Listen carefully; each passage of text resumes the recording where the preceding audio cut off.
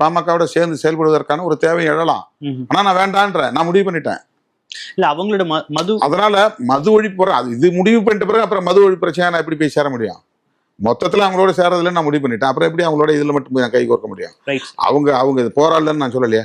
அவங்களுக்கு மது ஒழிப்பு என்ன சம்பந்தம் அப்படின்னு நான் கேட்டுக்கிறேனா? அல்லது பாமக ஒரு நாளும் அதை பத்தி பேசினதில்லை அப்படின்னு நான் விமர்சனம் பண்ணியிருக்கிறேனா? நான் எதுவும் அவங்களுடைய மது ஒழிப்பு தொடர்பான எந்த பிரச்சனையும் நான் தலையிடல, விமர்சனம் பண்ணலையே. அவங்க தனியா குரல் கொடுக்கட்டும், அல்லது இந்த மாதிரி சேர்ந்து கூட குரல் கொடுக்கட்டும். இதே நேரத்தில் அவங்க ஒரு மாநாடு நடத்திட்டு இப்போ என்ன வேணான்றது சொல்ல ஒரு ப்ரெஷர் கொடுக்கட்டுமே. இவங்களுக்கு தான் டிஎம்கே கவர்மெண்ட்டுக்கு ஒரு ப்ரெஷர் கொடுக்கணும் நோக்கம் இருக்குல்ல.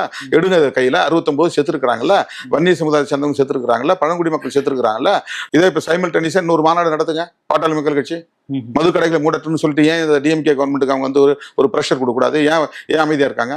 நீங்கள் யூனியன் கவர்மெண்ட்டை விட்டுருங்க. நீங்கள் மது ஒழிப்புக்கு உண்மையிலேயே குரல் கொடுக்கறது நாட்டு மக்களுக்கு தெரியும். சரி, இப்போ போராட்டம் நடத்துங்க. 69 பேர் செத்துருக்குறாங்க.